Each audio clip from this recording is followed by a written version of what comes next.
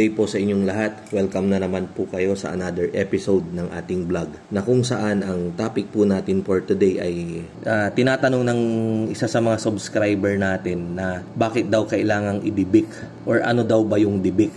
So sa mga hindi pa po pamilyar, yung dibik ay isang sistema po yan, isa pong method na kung saan yung bik ng ating mga manok or yung beak ng ating mga sisiw or yung kanyang tuka ay ating pinuputol. Bahagyang pinuputulan ng maiksi. Nang sa ganon ay umiksi. Anyway, pasensya na po kaya. Wala po talaga akong script kapag ako ay sumasagot sa mga katanungan ninyo. Basta-basta ko na lang pong iniisip kung ano yung aking sasagutin, and then ura-urada rin po na binibigay ko yung mga kasagutan. So, natawa na naman po ako. So, ganun nga po. Yung pagdibik ay isang sistema na kung saan pinuputulan yung kanilang tuka, yung kanilang beak hanggang sa ito ay umiksi. So, ang tanong, bakit nga ba natin pinuputulan yung tuka ng ating mga sisiw pagdating nila sa atin, pagdating po dito sa amin, lalo na sa akin, sa growing house? Kaya actually, pansinin po ninyo yung tuka ng mga manok ninyo maiksi, lalong-lalo na yung dun sa taas na tuka.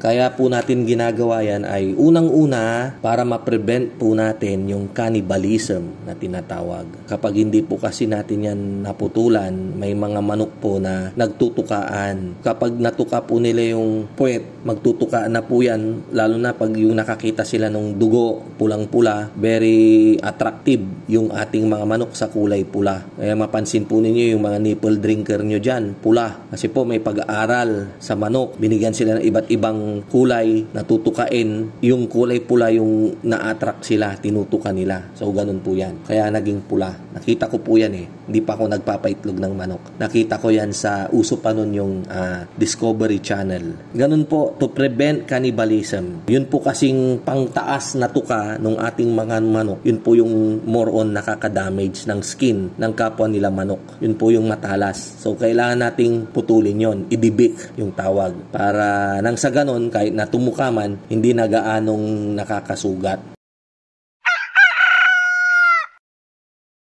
Napakagaling rin talaga ng ng tao Imagine na discover nila yun Simpleng bagay lang yun. Pwede palang putulan. Old practice na po yan. Ang pagdidibik po ng manok ay pilitin po nating ipakita diyan sa inyong screen. Yung sisiw po hinuhuli, ipinapasok po siya dun sa sa debiking machine. Tapos yung debiking machine, alam niyo po yung yung kung familiar po kayo dun sa mga Chinese movies dati ni Jet Li, yung Once Upon a Time in China 1. Ang dami pong episode yan Ang daming part 1, part 2, part 3 hanggang part 10 ata, hindi lang. Kung nakapanood po kayo noon, yung old practice ng old China, yung nilalagay po yung leeg ng tao na nagkasala, tapos kapag sinentensyahan siya, nahuhulog po, nakakat po yung blade. Yung blade po babagsak, tapos putol na, napupugutan po siya ng ulo. So ganun po yung sistema ng pagdidibik, yung debiking machine natin. Pinalit lang po, ipapasok doon yung tuka ng manok.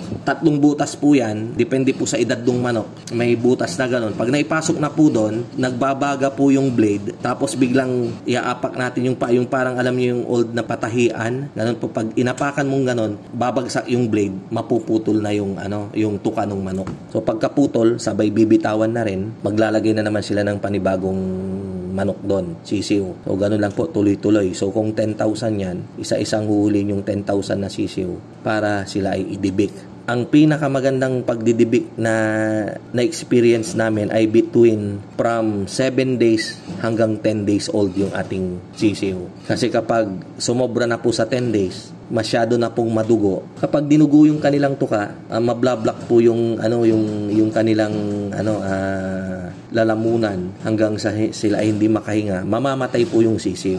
So, nasubukan naming nagpadibik ng mga 2 weeks old. Minsan, lalo na nung pandemic, hindi makabiyahe yung dibiker, ayaw padaanin sa mga border. 3 weeks ata or 1 month, tsaka nadibik. So, maraming namatay.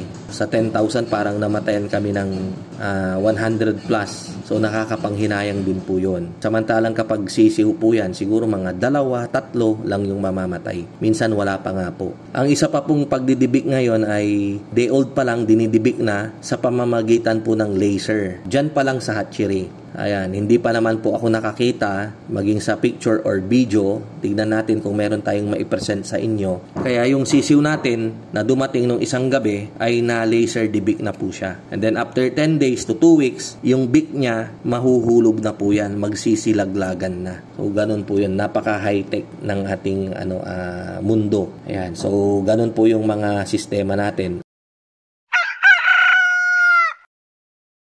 Babalikan din po natin yung pangalawang dahilan aside sa cannibalism. Ang susunod pong dahilan natin diyan ay to prevent yung pagsasayang ng feeds. Mapapansin po kasi natin kapag ang manok ay hindi nadibik, tumitilamsik po yung mga feeds. Pinaglalaruan po nila, ganyan hanggang sa marami po yung nasasayang, natatapon po yan sa baba. Sayang naman, instead na makain nila, so nasasayang. Pakain tayo ng pakain, hindi naman pa nila nakakain lahat yung ibinibigay nating pagkain. Pinaglalaruan lang nila. Ganun po yung isang kadahilanan para maiwasan din po yung tapon ng feeds.